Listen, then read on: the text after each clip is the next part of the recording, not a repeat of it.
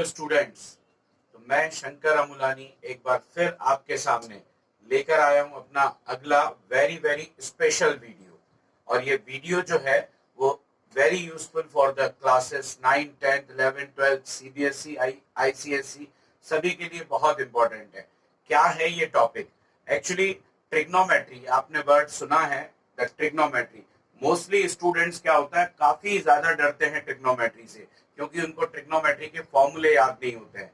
तो उनकी हमेशा ख्वाहिश रहती है कि कुछ ऐसी ट्रिक बताई जाए जिससे फॉर्मूले आसानी से लर्न किए जा सके। तो चलिए दोस्तों, आज हम आपके लिए लेकर आए हैं कुछ स्पेशल ट्रिक्स जिससे आपको सारे ट्रिग्नोमेट्री के फॉर्मूले, जो एसेंशियल फॉर्मूले हैं, वो बिल्कुल चुटकियों में याद हो जाएंगे। तो बिल्कुल परेशान होने की जरूरत नहीं है ट्रिग्नोमेट्री से स्पेशली। तो देखते हैं कि ट्रिग्नोमेट्री को कैसे हम आसानी से उनके फॉर्मूलों को लर्न कर सकते हैं। तो चलिए, जानने से पहले मैं बताना चाहूंगा, अगर अभी तक आपने हमारे चैनल को सब्सक्राइब नहीं किया है तो जल्दी से इसे सब्सक्राइब कर लीजिए और देखते हैं ट्रिग्नोमेट्रिक फॉर्मूलाज। तो चलिए स्टूडेंट्स, बात करते हैं स्पेशल ट्रिक की। क्या है ये स्पेशल ट्रिक? इस स्पेशल ट्रिक का नाम है सुपर हेक्सागोन। ठीक है, सुपर हेक्सागोन के थ्रू आपको trigonometry specially for the 10th class में जितना भी यूज होता है, और वो आगे फर्दर आपको 11th 12th में भी यूज होता है, तो वो सारे फॉर्मूले अभी आपको एक फिंगर टिप पर याद हो जाएंगे। तो आपको ध्यान से देखना है कि ये ट्रिक हम किस तरह से इस्तेमाल करते हैं। तो क्या नाम है इसका? Super hexagon. Actually this is the hexagon, और इससे बहुत सारे फॉर्मूले जनरेट हो जाते हैं, बन जाते हैं, therefore it is called super hexagon. ये देखिए, हेक्सागोन आप सभी को पता है कि किस तरह का होता है, जिसके 6 क्या होते हैं? वर्टेक्स। अब हेक्सागोन ही हमने क्यों लिया, पेंटागन क्यों नहीं, और स्क्वायर क्यों नहीं, या हेप्टागन क्यों नहीं? Actually there are 6 trigonometric ratios. हमें पता है कि ट्रिग्नोमेट्रिक रेशियोज कितने होते हैं? 6 होते हैं। तो हमने एक हेक्सागोन ले लिया। ठीक है, अब इन हेक्सागोन के जो वर्टेक्स हैं उनको एक ऑर्डर के थ्रू ही नाम देना है। तो जो राइट साइड में 3 वर्टेक्स मिलेंगे, इन तीनों को हमें नाम देना है सी से स्टार्ट होने वाले ट्रिग्नोमेट्रिक रेशियोज का, एक ऑर्डर में। तो पहले कॉस आता है, then cot and then cosec. अब ये जो 2 बच जाते हैं, इनको एस से स्टार्ट होने वाले trigonometric ratios like sine and then sec. और ये जो कॉर्नर में एक बच जाएगा, दैट इज द 10। तो पहले तो हेक्सागोन बना के इनके जो कॉर्नर्स हैं, उन कॉर्नर्स को हमने नेम दे दिए। ये ऑर्डर ऐसा ही होना चाहिए, इसको चेंज नहीं कर सकते हैं। अब बात करते हैं आगे की किस तरह से फॉर्मूले बनेंगे। तो सबसे पहले बात करते हैं डायगोनल और डायगोनल ऑफ हेक्सागोन। तो देखिए, ये डायगोनल है, ये पहला डायगोनल है। ठीक है, उसके बाद ये दूसरा डायगोनल है, और उसके बाद ये तीसरा डायगोनल है। These are the diagonals. अब जो डायगोनल्स हैं, यहाँ क्या लिखा हुआ है? Diagonal of hexagon reciprocal. Reciprocal मतलब हेक्सागोन के डायगोनल, अगर जो वर्टेक्स पर डायगोनल को मिलाने वाली लाइन के जो वर्टेक्स हैं, वहां पर जो ट्रिग्नोमेट्रिक रेशियोज लिखे हैं, they are the reciprocal of each other. मतलब sine is the reciprocal of cosec, cosec is the reciprocal of sine, cos is the reciprocal of sec, and sec is the reciprocal of cos.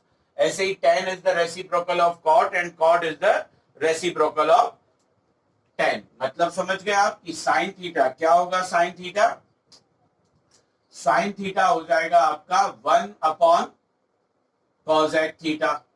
ठीक है, and cos theta is equal to 1 upon sec theta, and tan theta is equal to 1 upon cot theta.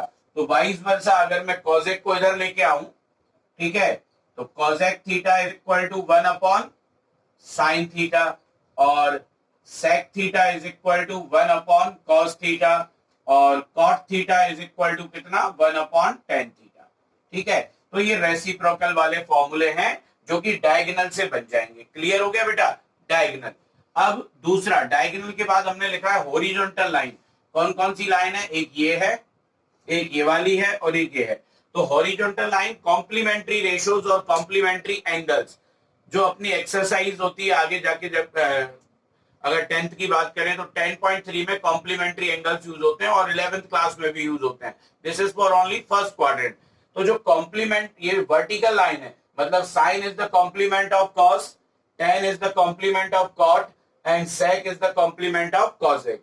इसका मतलब क्या हुआ कि sine 90 minus theta is equal to क्या होगा, cos theta. Complement का मतलब क्या होता है, जो 90 डिग्री, दो एंगल जिनका सम कितना है 90 डिग्री। और मैं आपको ये बता चुका हूं पहले भी कि साइन एंड कॉस जो होते हैं वो क्या होते हैं, कॉम्प्लीमेंट होते हैं। मतलब साइन में जिस, अगर मान लीजिए साइन में कोई एंगल है 30 डिग्री, तो कॉस में वो कितना होगा, 60 डिग्री होगा, because they are the complementary, they are the ratio of complementary angles. तो साइन 90 माइनस थीटा कॉस। अब कौन किसका है ये याद करने की जरूरत ही नहीं, यहां हम देख लेंगे कि वर्टिकल लाइंस के कॉर्नर पर जो ट्रिग्नोमेट्रिक रेशियोज हैं वो एक दूसरे के कॉम्प्लीमेंट्री एंगल्स के रेशियो होंगे।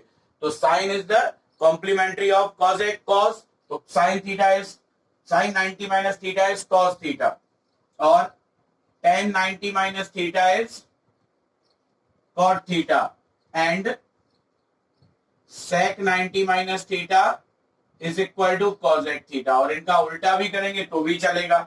मतलब अगर cos 90 माइनस थीटा लू मैं तो क्या आ जाएगा, sin थीटा, और अगर cot 90 माइनस थीटा करेंगे तो क्या आएगा, tan थीटा, और अगर cosec 90 माइनस थीटा लेंगे तो क्या आएगा, sec थीटा।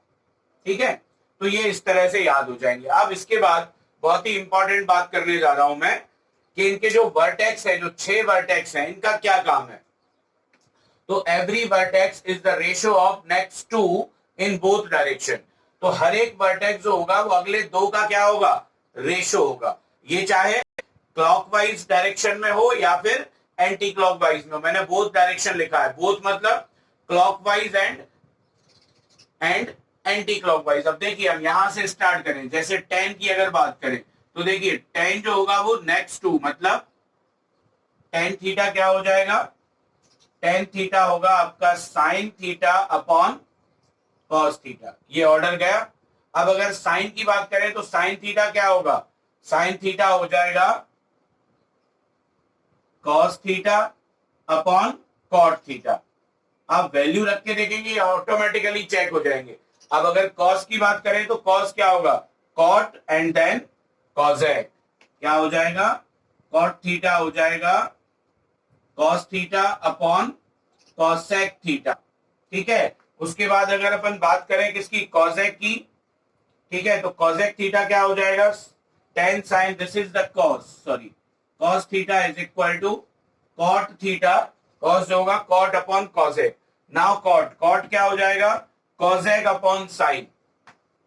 ठीक है, कॉट थीटा क्या हो जाएगा, cosec theta upon sec theta, cosec upon sec हो जाएगा। ठीक है, और उसके बाद अगर अपन बात करें कॉसेक, तो सेक अपॉन क्या हो जाएगा, टेन थीटा। किसकी बात कर रहे हैं, कॉसेक थीटा, तो कॉसेक थीटा क्या हो जाएगा, sec theta upon tan theta. उसके बाद अगर अपन सेक की बात करेंगे तो टेन अपॉन साइन, तो सेक थीटा जो हो जाएगा वो क्या हो जाएगा, tan theta upon sine theta. तो ये देखिए सभी ट्रिग्नोमेट्रिक रेशियोज निकल आए। ठीक है, अब अगर इसको मैं डायरेक्शन चेंज कर देता हूं, अगर मैं इसका डायरेक्शन चेंज करूं यहां से, तो साइन क्या हो जाएगा, sine will be tan upon, sine theta क्या हो जाएगा, tan theta upon sec theta. ठीक है, अब अगर यहां से टेन देखें तो सेक अपॉन क्या हो जाएगा, कॉसेक थीटा। अगर टेन की बात करें तो क्या हो जाएगा, sec theta upon cosec theta. और फिर अगर अपन सेक की बात करेंगे तो कॉसेक अपॉन क्या हो जाएगा, कॉट थीटा। सेक की बात करेंगे तो क्या हो जाएगा, कॉसेक थीटा अपॉन क्या आ गया, cosec upon cot theta. And the next one, अगर कॉसेक की बात करेंगे तो कॉट अपॉन कॉस, जो कॉसेक थीटा है वो क्या हो जाएगा, cot theta upon cos theta. And the next अगर अपन बात करेंगे कॉट की, तो कॉस अपॉन क्या हो जाएगा, साइन, कॉट थीटा क्या हो जाएगा, cos theta upon sine theta. इनमें से कुछ फॉर्मूले तो आपको पता होंगे, लेकिन ये सारे जो है एप्लीकेबल है, भले 10th क्लास में यूज हो या ना हो, लेकिन कॉम्पिटिटिव बेस के लिए बहुत इंपॉर्टेंट होते हैं। तो अगर आपने ये दिमाग में बैठा लिया तो आपको सारे फॉर्मूले याद हो जाने। ऐसे ही अगर कॉस की बात करें तो क्या हो जाएगा, साइन अपॉन टेन। अगर कॉस की बात करेंगे तो क्या आ जाएगा, sine theta upon tan theta.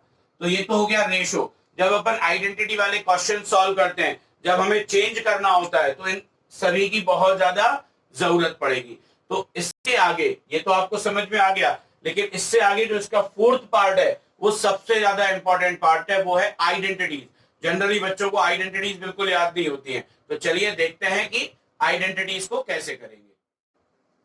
चलिए तो बात करते हैं फोर्थ पार्ट की, दैट इज द ट्राइंगल। अब हमने जब ये देखा तो यहाँ पे मुझे 6 ट्राइंगल दिख रहे हैं, लेकिन मैं सभी ट्राइंगल यूज नहीं करूंगा। मैं कौन से ट्राइंगल यूज करूंगा? जहां पर 7 बन सकता हो। अब देखिए 7 कैसे जनरेट होगा? क्या यहाँ 7 बनेगा? नहीं, ये देखिए ये 7 बन गया, बन गया ना, यहां से जाके इधर और इधर एक 7 यहां बन जाएगा और एक 7 क्या बन जाएगा? यहाँ। तो इनके कॉर्नर्स को देखते हुए देखिए क्या होगा, यहाँ पर बनेगी ट्रिग्नोमेट्रिक आइडेंटिटी। तो देखिए पहले ट्राइंगल में जाएंगे, या साइन से गए कॉस और फिर नीचे आए, तो इसका जो ये इंटरसेक्शन पॉइंट है डायगोनल्स का, इसे मैंने 1 ले लिया है। तो साइन से कॉस और 1, तो जो पहली आइडेंटिटी होती है स्क्वायर के साथ, वो क्या होती है? Sine square theta plus cos square theta is equal to 1 का भी स्क्वायर। तो 1 का स्क्वायर क्या होता है? 1। उसके बाद दूसरा ट्राइंगल ये tan से बन गया, देन sec, तो tan स्क्वायर थीटा प्लस 1 का स्क्वायर 1 ही होगा is equal to sec square theta. ठीक है, ये नेक्स्ट। अब नेक्स्ट ट्राइंगल में जाएंगे तो 1 से, तो 1 का स्क्वायर क्या होगा? 1 plus cot square theta is equal to कितना? cosec square theta. तो ये 3 आइडेंटिटी बन गई। हाँ, अब इन 3 आइडेंटिटी से कुछ और जनरेट हो जाती है। क्या? जैसे इससे 2 जनरेट हो जाएंगी। क्या क्या? अगर मैं बात करूं cos स्क्वायर थीटा की, तो ये साइन उधर जाएगा, तो 1 माइनस साइन स्क्वायर थीटा। और अगर मैं बात करूं साइन स्क्वायर थीटा की, तो क्या होगा? 1 minus cos square theta. Same इससे भी 2 जनरेट होंगी। क्या क्या जनरेट हो जाएंगी? अगर मैं tan की बात करूं ओनली, तो tan स्क्वायर थीटा होगा sec स्क्वायर थीटा माइनस 1। दूसरा, अगर sec को यहां लेके आया जाए, tan को यहां लेके आ जाएंगे, तो क्या हो जाएगा? sec square theta minus tan square theta is equal to 1। और इससे भी 2 जनरेट होंगी। तो क्या है? एक तो cot square theta is equal to cosec square theta minus 1, और दूसरा cosec स्क्वायर थीटा, cot को यहां लेके आए, तो minus cot square theta is equal to क्या आ जाएगा? 1। तो ये 3 प्लस 6 टोटल 9 आइडेंटिटीज बन जाती हैं। तो इनको लर्न करने का क्या तरीका है? सिंपल सा, कि जो ट्राइंगल बन रहे हैं उन ट्राइंगल में हमको क्या बना देना है? 7। अब 7 के जो कॉर्नर देखेंगे, कहां से स्टार्ट हुआ ये 7? साइन से। कहां गया? कॉस पर, और लास्ट कहां हुआ? 1 पर। तो sine square theta plus cos square theta is equal to 1, the main identity. फिर ये tan square theta plus 1 is equal to sec square theta. ठीक है, 1 का square 1 plus cot square theta is equal to cosec square theta. तो इस तरह से ये ट्रिग्नोमेट्रिक आइडेंटिटीज बन जाती हैं। इसके बाद अगर अपन बात करें, तो हम अपने अगले वीडियो में इसी का जो कंटिन्यूएशन पार्ट 2 होगा, उसमें अपन बात करेंगे trigonometric ratios of specific angles. तो जो टेबल आप बनाते हैं वो तो आसान है, लेकिन अपनी फिंगर्स पर अपन उन सभी की जो वैल्यूज हैं वो अपन लर्न करेंगे। तो चलिए, तो आज के इस पार्ट में सिर्फ इतना ही। अगले पार्ट में हम बात करेंगे trigonometric ratios of specific angle. तो अगर अभी तक आपने हमारे चैनल को सब्सक्राइब नहीं किया है तो जल्दी से उसे सब्सक्राइब कर लीजिए, और हमारी लाइव क्लासेस ज्वाइन करने के लिए हमें कांटेक्ट कीजिए, और download our app Rays academy from Google Play. तो तब तक के लिए जय हिंद, जय भारत।